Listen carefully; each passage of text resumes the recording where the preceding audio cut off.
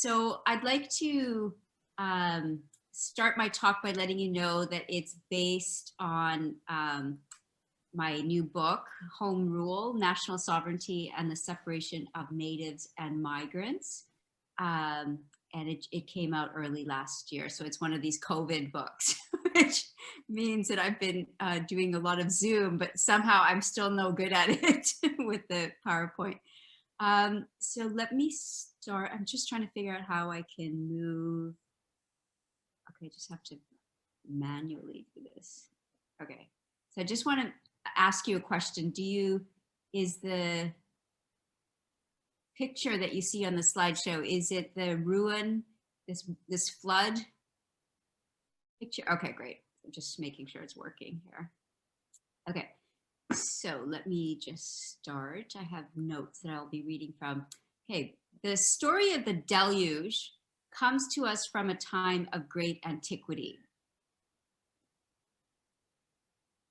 A divine retribution in the form of a great outpouring of waters which flooded the face of the earth. In the aftermath of this catastrophe, the waters gradually subsided to reveal a new world. Oh, wrong slide, sorry. To reveal a new world to the remnants of a decimated humanity. In the years that followed, a legend tells us that humanity regenerated itself and set its feet once again on the path of the great collective endeavor. And the whole land was of one language and of one speech. And they said, "Come, let us prepare bricks and burn them with fire. Let us build a city and a tower whose top may reach unto heaven." Thus did they aspire together and so engaged in a great work. The people had a common purpose and a shared vision. They spoke the same language, so to speak. God was greatly displeased. He was jealous, but he was also afraid. From his omniscient vantage point, the builders of the city and tower of Babel posed a dire threat to his kingdom. Their city, with its, quote, tower whose top assaults the sky, unquote, marked humanity's refusal to acknowledge the border between heaven and earth, the very border that God had carefully demarcated between his own divine realm and the mundane clay of his creation. He saw that they built the tower not to exalt his greatness, but rather to ennoble themselves. Thus he thundered, "Indeed, the people are one, and they all have one language, and this is what they begin to do. Now nothing that they propose to do will be withheld from them." Their mutual cooperation demonstrated the builders' view of heaven as life, as opposed to heaven as post-life. God worried and he fumed. He set out to undermine the builders' plan.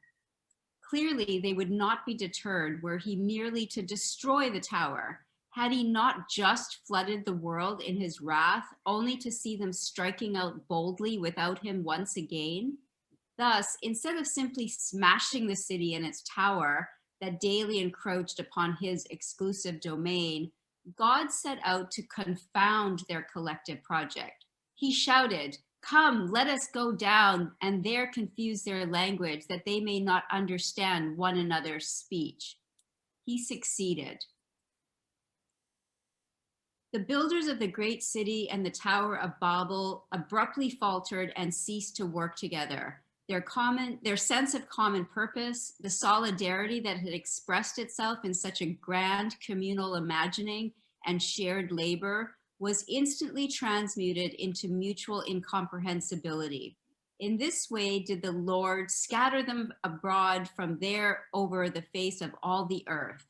Separated from one another, God had won. In Genesis 11:9, Babel refers to the Hebrew verb balal, meaning to confuse or confound. The biblical story about the great city and tower of Babel is a very old one. It is familiar both in written word and oral tradition in many places across the world. From that remote time to the present, earthbound rulers seeking power to lord over others have responded much as God did, sometimes in the name of God, other times in the name of the king or queen or the empire, or more recently, the race and its associate, the nation. People have been separated and treated as different groups. Our ability to engage in a common endeavor across borders of identity and territory have become more and more difficult to fathom. Separation has indeed been glorified and kept the rulers in place. God, as we know, has long since been replaced by the new religion of nationalism. The legitimacy once granted to God and his earthly representatives has devolved to the nation and its representatives, even as religion continues to legitimize some ideas of nationhood. Nationalism is inherently about separation. As Ben Anderson shows us, nations are not only imagined as communities, national communities are always imagined as limited. No one nation can encompass all the world's people, nor does it want to. As Donald Trump put it, a nation without borders is not a nation at all. Nationalism produces some people, but never all people, into a people. Nation states are also reliant on naturalizing a link between a certain people and a certain place. Nation states thus require the turning of land, water, and air into national territory. Those included in the nation become a people of a place, or more aptly, a nation with territory. Of course, not all people are a people, at least in the territories in which they live. Thus, nationalisms turn those excluded from the nation into a people out of place. It is thus the figure of the migrant which establishes the limits of the nation. The migrant is defined by lack of political status, lack of national belonging, lack of a claim to national sovereignty, lack of a home in the nation. As with God and his efforts to maintain control over his border between heaven and earth, the jealous guarding of the nation's people and its place has become a virtue. Codified in international law, rights within the global system of nation states are only as secure as one's relationship with the nation state whose territory you are on. When people excluded from the heaven of national belonging move into territory imagined as not theirs, they are seen by many as a threat to national security. What they threaten is the security of national identities, something that the national form of state power fosters to normalize its rule. In this talk, I wish to examine a particularly powerful and uncanny aspect of the contemporary politics of separation. The national borders erected between people constituted as either natives or migrants. While natives, normally associated with the colonized status of being a native of a colony, while natives were once denied national status, often categorized as tribes or clans, unsuitable for the mantle of nationhood, nativeness is increasingly seen as the real criteria for national belonging. Those categorized as migrants are, by this definition, quintessentially out of place. Separating people into categories of natives and migrants is no trifling matter. Their separation has and continues to animate some of the deadliest conflicts in our world. Even before mass killings began in June 2012, the separation of people into natives and migrants in Myanmar or Burma has been the ideological basis for what human rights observers believe is the world's most recent genocide. Prior to last week's coup in Myanmar, Nobel Peace Prize winner Aung San Suu Kyi had not only been completely silent about this genocide, she had defended the military who overthrew her last week at an international hearing into this genocide. The international community, led by the United States and China, largely ignored the targeting of Rohingya. Eager to normalize relations with Myanmar and gain access to the estimated tens of billions of dollars worth of verified natural gas deposits found in the Bay of Bengal off the coast of Rakhine State, where the Rohingya minority primarily reside or once resided, little mention is made of how Myanmar has stripped Rohingya people of their national citizenship, supported the burning, looting, and killing of Rohingya people and their homes, placed them in what a growing number of people classify as concentration camps, and forced hundreds of thousands to flee Myanmar, all in the name of the indigenous rights of Burmese Buddhists in Myanmar against the Rohingya, who they represented as colonizing migrants. In the Darfur region of Sudan, a populist Save Darfur movement has successfully reframed the economic, ecological, and political legacies of European imperialism into a conflict between indigenous Africans and migrant Arabs. This has played directly into the hands of oil companies and further fueled the Islamophobic, US-led and continuing war on terror. In Rwanda, in 1994, those acting in the name of native Hutus killed approximately 800,000 migrant Tutsis. The most potent and inflammatory label used during the Rwandan genocide, and the one that was most often used to describe Tutsis, was that of colonizer. A not dissimilar process took place in the 1991 to 2002 Yugoslav Wars. Ideas of native belonging fueled the claims to Serbian, Croatian, and Bosnian homelands. Those people targeted for ethnic cleansing were defined as foreign elements who were out of place in other people's homelands. 140,000 people were killed, and another 2 million people were displaced in the process. The ideological basis for the forced expulsion of Asians from Uganda in 1972 was the indigenization of Black Uganda.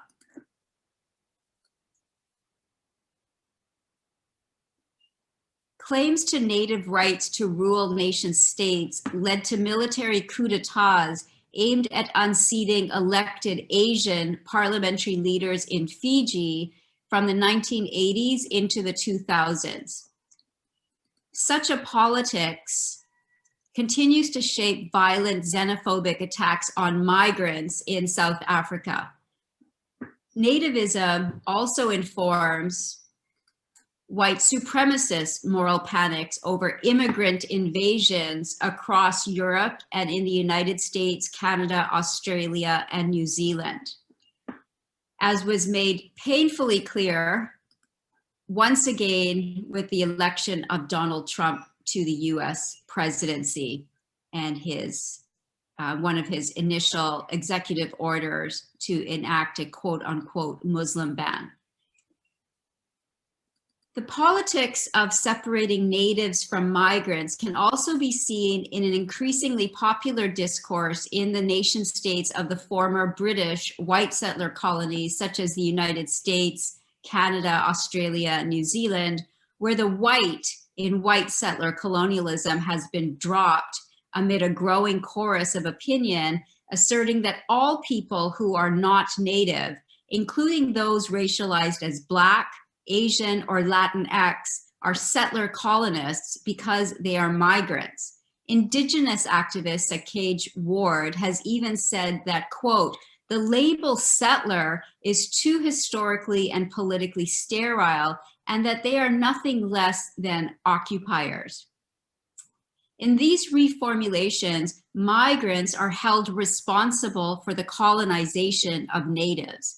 The stretching of the category of settler colonists to include those who were expressly excluded from white settler colonial projects, slaves, coolie laborers, etc., is part of a politics centering indigenous sovereignty over land.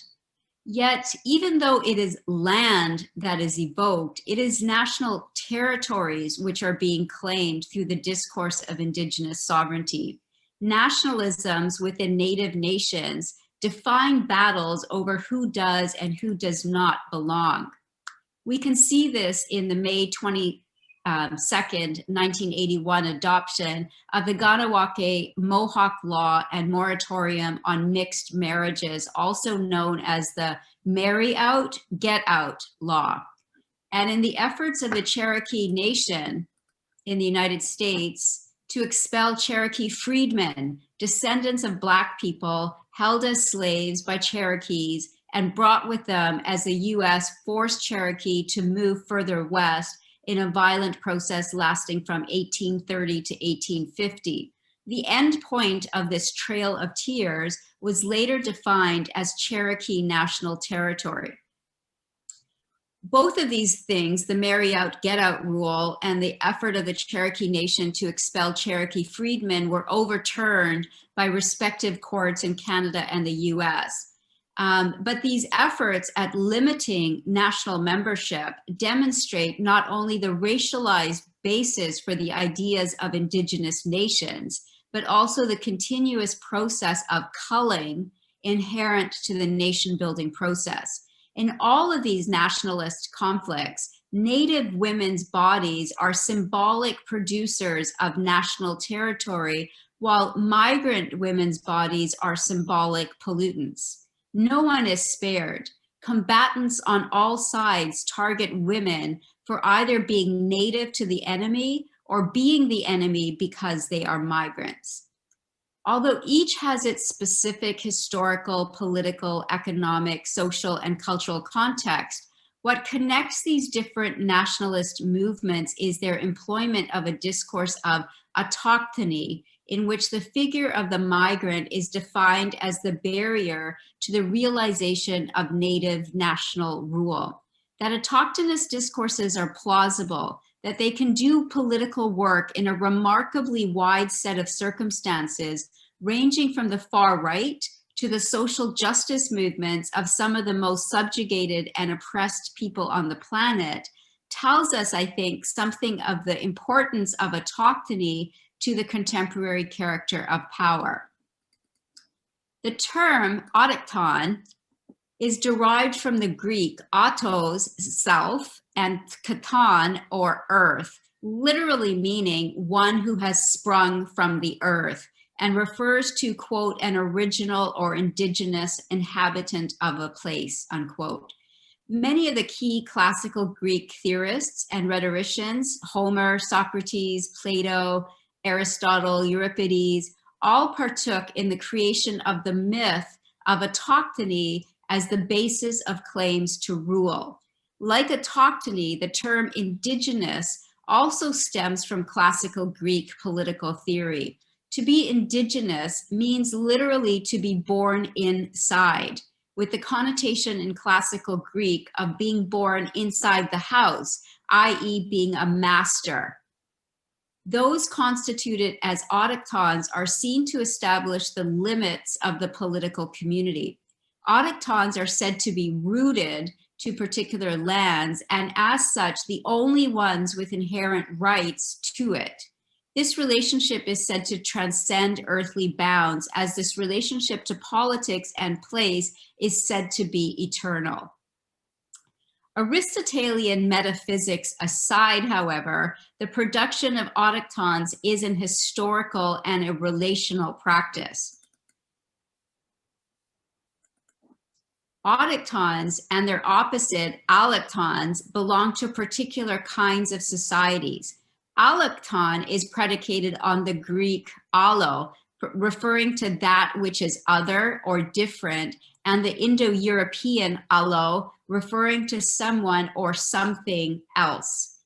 First used as a geological reference, to be allochthonous was to be originating or formed in a place other than where you were found, like a rock formation, for example.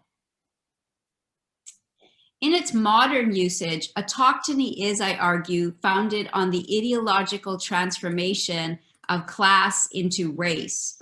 It is these associations made most clear in nationalist transformation of classes into masses that give indigeneity so much of its political purpose. As Jean Komaroff and John Komaroff have noted, the politics of autochthony or indigeneity is often a politics which appeals to those with very little, sometimes the least, in the nationalized societies they find themselves in. Although I would add that such politics expand and intensify, this is changing. Ideologically, the indigenous has come to stand for the impoverished, the exploited, the subjugated race, while their binary opposite, migrants, have come to stand for those who dominate, expropriate, and exploit them. The conflict is presented as the one between the people of a place against the people out of place. The politics of autochthony rests on another unacknowledged ideological transformation, that of conflating human mobility with state-controlled migration, and a secondary conflation between processes of migration and processes of colonization. These are what make autochthonous politics uncanny. Many of those once categorized as natives of various European colonies have become the colonizers, sometimes of Europeans, and at other times of other colonized natives. For a growing number of people across the world, migration, real or imagined, today or hundreds, even thousands of years ago, has become tantamount to colonization. To understand how wildly disparate projects can all come to the same conclusion about natives and migrants, I've asked a number of questions. Why is the separation between natives and migrants, or between autochtons and alloctons, important, and to whom? Taking a step back, which historical processes contributed to the constitution of people as natives and migrants? How does the period of European imperialism shape the contemporary discourse of autochthony? Are autochthonous claims to indigeneity merely a defensive position where arguing essential and incommensurable difference, strategically or not, acts as a salve or as an organizing opportunity against the more powerful? Or are autochthonous discourses important claims-making devices to reorder the relations of ruling? And perhaps most importantly, can we expand our understanding of who the objects of colonizing power are, and as such, who the subjects and political instigators of decolonization can be? What would happen were we to do so? In trying to answer these questions, I see the separation of natives and migrants as an integral part of what I call the post-colonial New World Order. In a post-colonial world, we see a global hegemony of the national form of state power. As much as nation states may insist on their self-determination, each nation state operates within a new international and interstatal regime of ruling. Post-colonialism can therefore be seen as the contemporary mode and governmentality of power. Far from marking the end of the violent relationships of colonialism, post-colonialism instead marks the end of the legitimacy of imperial states. Post-colonialism is not an after to colonialism, and it is certainly not decolonization. Post-colonialism is instead a style of ruling that actively subsumes the collective anti-colonial energies of people into a new, separated world order of nation states, and in so doing contains demands for liberation. Of course, some of the characteristics of post-colonial politics were formed in the period when imperial states were still hegemonic, not so long ago.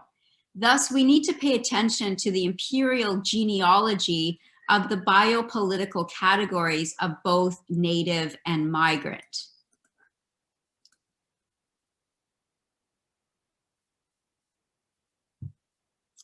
The Oxford English Dictionary notes that in the late 14th century, a native from the Anglo-Norman naif, was, quote, a person born in bondage, a person born to servants, tenants, etc., and inheriting their status. Native was a class position of subordination and servitude. By the end of the 17th century, plants and other animals were beginning to be categorized as native. In the late 17th and early 18th centuries, the imperial state category of native, which retained its class connotations, was used to designate someone who naturally belonged in one of their colonies. They were the natives of any particular colonies. Both of my parents were born as the native subjects of the colony of British India. Native, of course, was the biopolitical category against which a bourgeois European identity was formed. The earliest recording of European, according to the Oxford English Dictionary, was in the mid-16th century, and it was used to mark people as not colonized. Native was also the imperial category against which migrants were produced. A significant part of making migrants was undertaken in the mid-19th century when in various colonies in Asia and Africa, some colonized people were categorized as indigenous natives, while others were categorized as migrant natives. As the name suggests, indigenous natives were seen as autochtons, the people of the place, while migrant natives were seen as arriving where they were from someplace else, a people out of place. The basis of the imperial distinction between indigenous and migrant natives intensified the idea that there existed a primordial relationship between a people and a given place. The bifurcation of the category of native was, as Mahmoud Mamdani has shown, a response to widespread revolts of the natives in the colonies. Fearing the collapse of their empires, imperial states, starting with the British and their effort to contain the enormous upheaval caused by the 1857 rebellion in British India, also known as the British Mutiny, enacted a form of governmentality known as indirect rule colonialism. I can talk about that later if you'd like. Both of these imperial categories were codified in the law. Indigenous natives were placed in tribes or band councils, putatively led by one of their own, membership of which excluded quote unquote migrant natives. Consequently, the two groups of colonized people came to have very different access to land, political rights, and power over one another.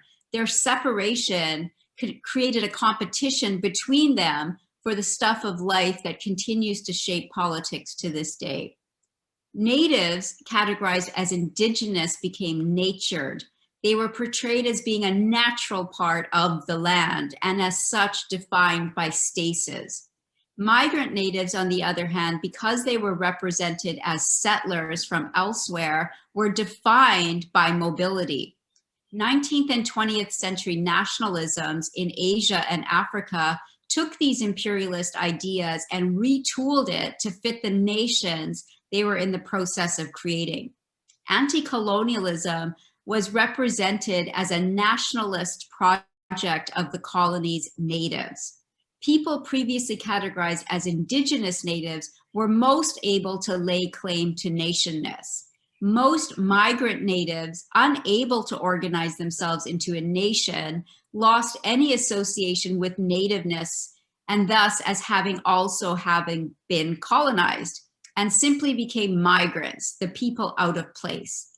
Such politics played out somewhat differently in the white settler colonies. Not only were white settler colonies granted greater political autonomy than other colonies classified as occupation colonies, mixed colonies, or plantation colonies, but racist preferences for whites came to be embedded in every political institution, land distribution policy, and starting in the late 19th century, in the immigration policies of the nation states formed out of the former white settler colonies.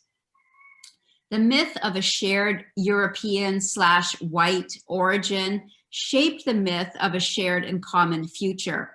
Both myths separated whitened workers from other workers and helped to convince them that the racialized status of whiteness that they shared with rulers was far more relevant politically, economically, and socially than their shared experience of expropriation and exploitation at the hands of their now fellow whites.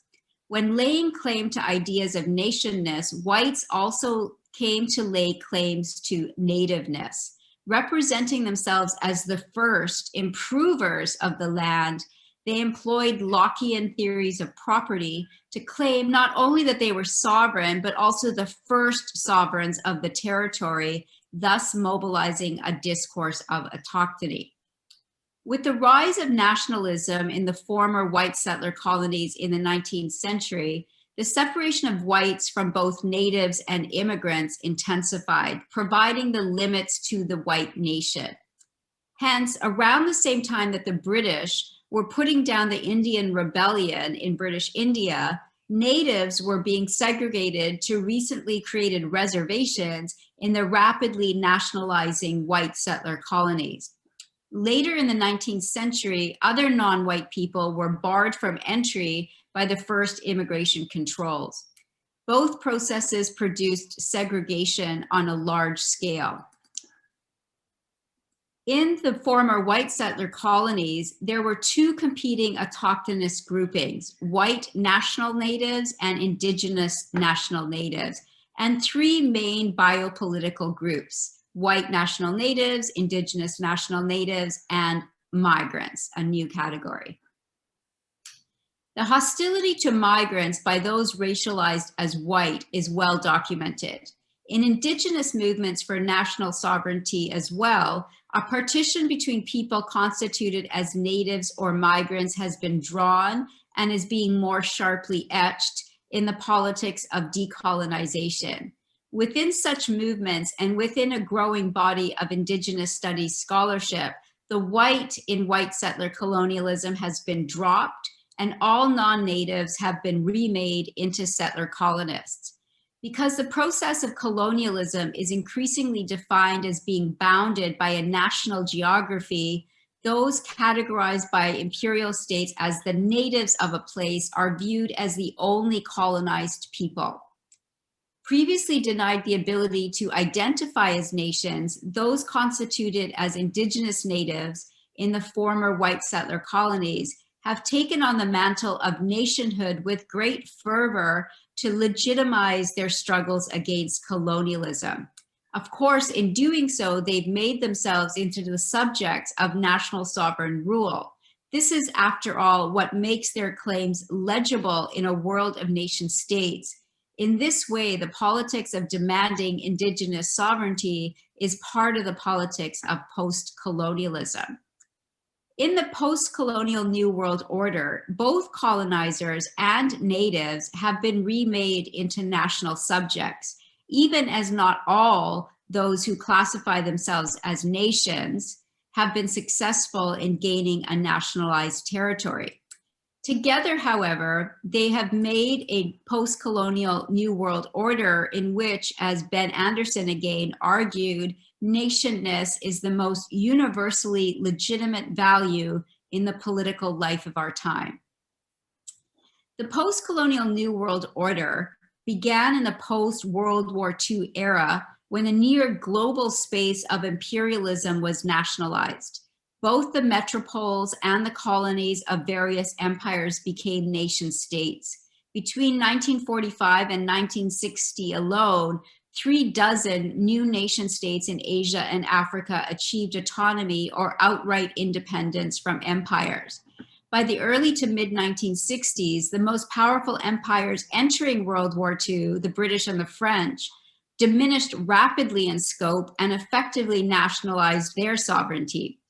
For those colonized people who have not gotten their own national sovereignty, its demand nevertheless defines their struggles. National self-determination is the leitmotif of the post-colonial New World Order. Nationalism is its governmentality, and the separation of national subjects from migrants is its biopolitics. In the post-World War II era, being a nation has become the thing to become. It is an aspiration, moreover, that cannot be named as such. To be legitimate, nationhood has to be seen as an inheritance, not an invention. National subjectivities thus have to be both essentialized and territorialized. As Etienne Balibar argues, in order, quote, to produce the effect of unity by virtue of which the people will appear in everyone's eyes as a people. That is, as the basis and origin of national political power. In this way, all nationalist projects can be said to deploy a discourse of autochthony, fixing both national subjects and their migrant others in time and in space. To be successful, national identity has to claim to be an autochthonous identity. As the nation is always a nation in a world of nations, however, the nationalization of subjectivity requires an explanation not only of who we are, but who we are not as well. For each nation, exclusion becomes both a necessity and a virtue. Historical studies show us that how this intensifies if and when self-determination is achieved. Supporting Edward Said's comment that in time, successful nationalisms consign truth exclusively to themselves and relegate falsehood and inferiority to outsiders. The process of making and limiting the nation has always entailed at least a certain degree of violence. Partitions and forced population transfers have been a common part of the process of nationalization, a process producing some as a people of a place and others as the people out of place. To make common sense of this, the two groups are rendered incommensurable, unable to embark on a common cause. One need only think of how crucial forced population exchanges were to the process of accelerated nation-making after World War I and again after World War II. Proper Turks in Turkey, proper Greeks in Greece. Proper Pakistanis in Pakistan, proper Indians in India. Proper Jews in Israel, and so on, and so on, and so on. In addition to these partitions and population transfers, of course, was the attempted expulsion and later extermination of those whom the real nationals defined as enemies of the nation. Yet limiting national belonging is not only achieved through processes of violent expulsion or even extermination. The key and much more banal technology for the realization and everyday production of post-colonial biopower is the enactment of citizenship and immigration controls. Preventing certain but not all people from entering national territory, all while deporting those denied lawful residency, has been and remains an indispensable part of limiting national membership. Indeed, immigration controls are what distinguish nation states from imperial states. In my book, I compare the independence of nation states across the world with their implementation of nationality and immigration controls to show that immigration controls announce the nationalization of state sovereignty to the world. All states, of course, are concerned about limiting people's mobility in an effort to win the class struggle. It is not for nothing that the word state derives from stasis or immobility. Empires, however, were mostly intent on preventing people from leaving imperial territory. They were not very much interested in preventing people from entering it. Exit controls were part of the imperial order. For imperial states, the more people to work, tax, conscript into its military, the better. In regards to allowing people to enter state territory, imperial states operated under what Radhika Mongia calls a logic of facilitation. So imperial states actively moved people as slaves, indentured servants, convicts, etc., into imperial spaces. Nation states reversed this imperial order. From the start, nation states defined regulations and restrictions over entry as an essential part of their sovereignty, while loosening up restrictions on exit. Nation states thus operate under what Mongia calls a logic of constraint in regards to human mobility. Immigration controls further the process of territorializing subjectivities by sorting out citizens who have the right to enter nation states from migrants requiring state permission to do so, all the while holding the threat of deportation over all non-citizens within their territories. Citizenship and immigration controls concretize a sense of the world in which each nation has its own place in the world. There is, of course, a materiality to national borders. They are a point where a globally operative capital and the global system of nation states meet. Immigration controls fragment a global proletariat into separate national proletariats, each with its own state and each competing with other national proletariats in a labor market that is nonetheless thoroughly global and has been for a very long time. I'm just going to skip a little bit because I see that I am running out of time.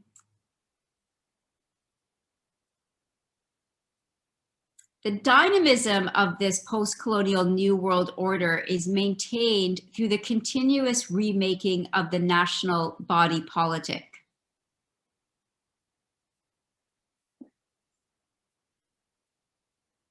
Partitions and forced population transfers are not one-time events. They are continuously enacted. New nations and new national liberation movements form because the contradictions inherent in any effort to nationalize people soon become apparent. In fact, ongoing redefinitions of which people are a part of which nation and which nation should control which territory is in part what maintains the body politic as national. The centripetal and centrifugal forces of nationalist thought take place at various levels of the state: municipal, regional, state, federal. People may demand that they be reunited with their fellow nationals, but not fellow citizens who are resident in another nation state's territory. People may demand more rights for locals and concomitantly fewer rights for non-locals in gaining access to land, services, or votes, even when the non-locals are also co-citizens of the same national state. And they may demand that the state diminish the number of people defined as immigrants in order to, quote unquote, defend society. The process uncannily leads to one of the most commonly heard confusions about the post-colonial New World Order, that the post in post-colonialism does not acknowledge that some people are still colonized. What people usually mean by this is that some nations currently lack sovereignty. This confusion, however, only confirms post-colonialism's hegemony, for embedded in the idea that there is no such thing as post-colonialism because some people do not exercise national sovereignty is the idea that only with the obtainment of national sovereignty by all the world's people, with a capital P, will there be an end to colonialism. This is again a confusion of post-colonialism with decolonization. The principle that those people who could lay claim to being a people had the right to national sovereignty formed the basis for the first major international political institution of post-colonialism, the United Nations. In its founding 1945 charter, the UN made the right to national self-determination the bedrock of international law.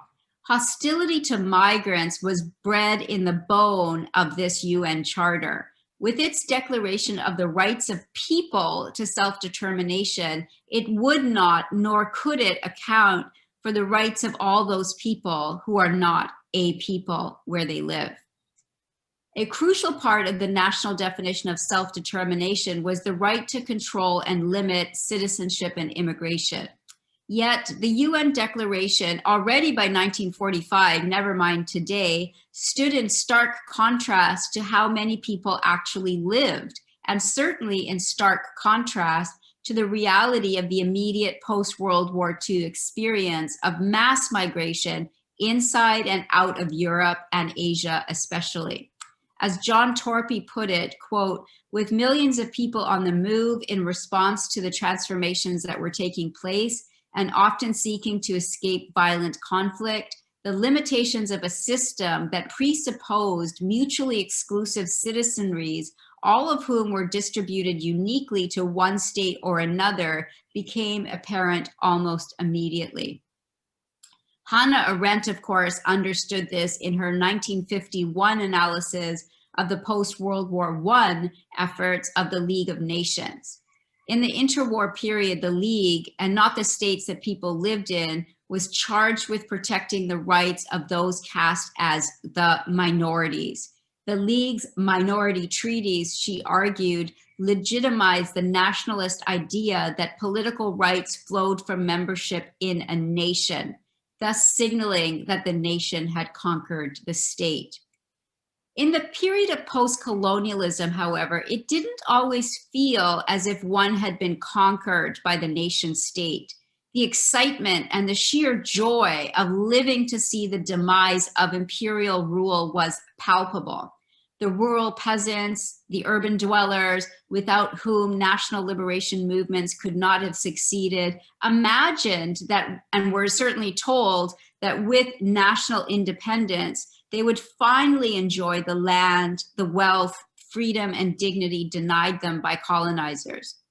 Those who sacrificed much for the national liberation states extended enormous goodwill towards them and did so for longer than ever could have been reasonably expected. It soon became evident, however, that the reality of nation-state rule did not live up to the rhetoric of national liberation, not by a long shot.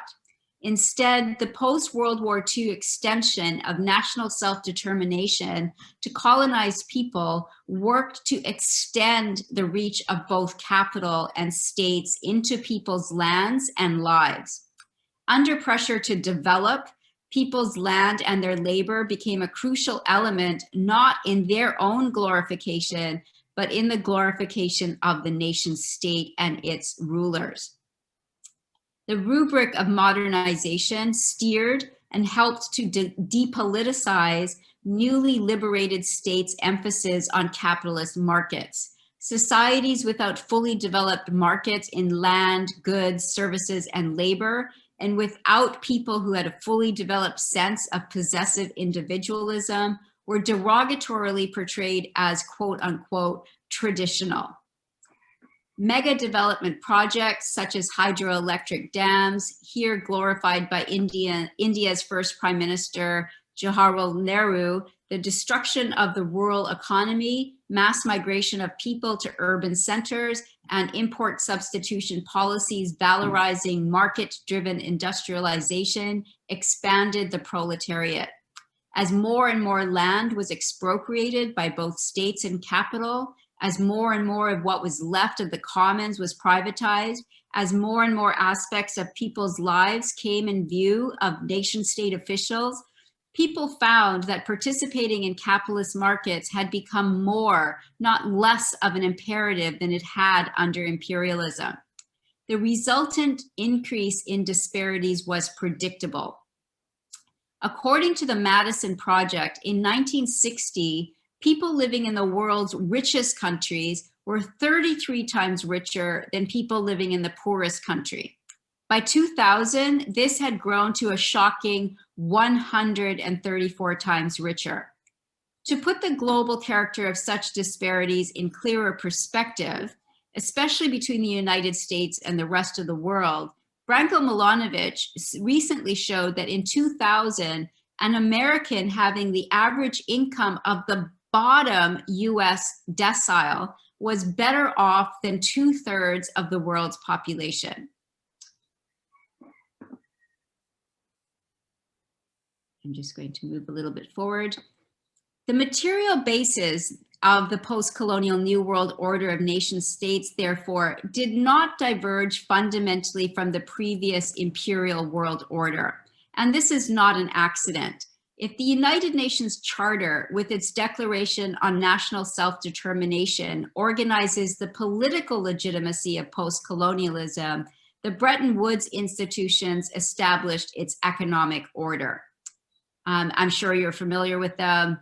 They emanated from the United Nations 1944 Monetary and Financial Conference in Bretton Woods, New Hampshire, in the United States. The International Monetary Fund, the World Bank emerged from those meetings, and somewhat later, the General Agreement on Tariffs and Trades, or GATT, which became the WTO in 1995.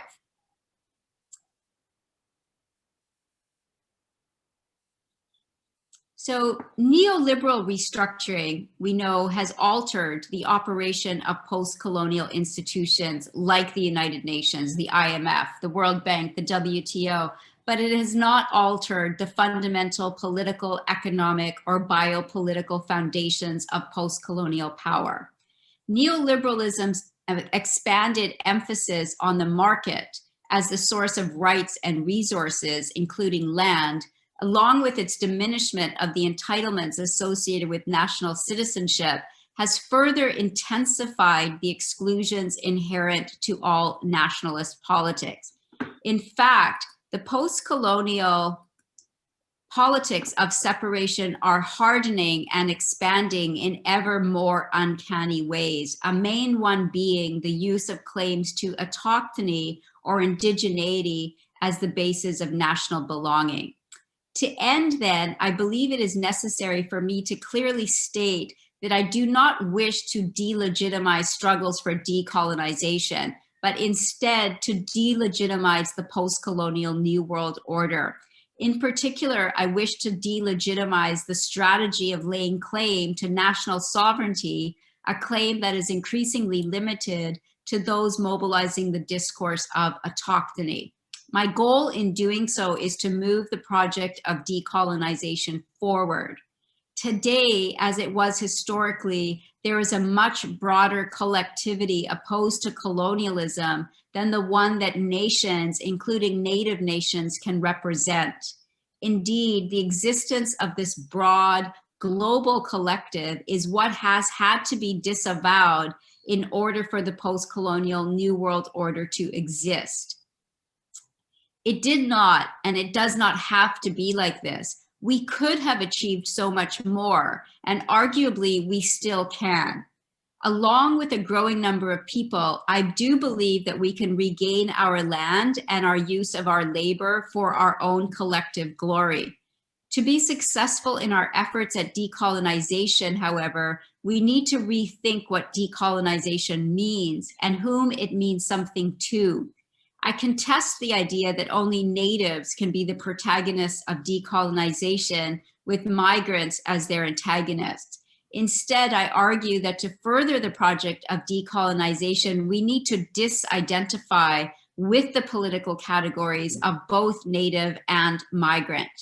More so, we need to understand that the historic and gross injustices done to people captured in either of these state categories are intimately connected to one another. Neither the native nor the migrant is in fact foreign to the other. They have come into being side by side and they remain inseparable today. So I will leave it there. Thank you very much. I'm sorry that that went a little bit longer than hoped for, but I hope that you found it useful and I look forward to your questions.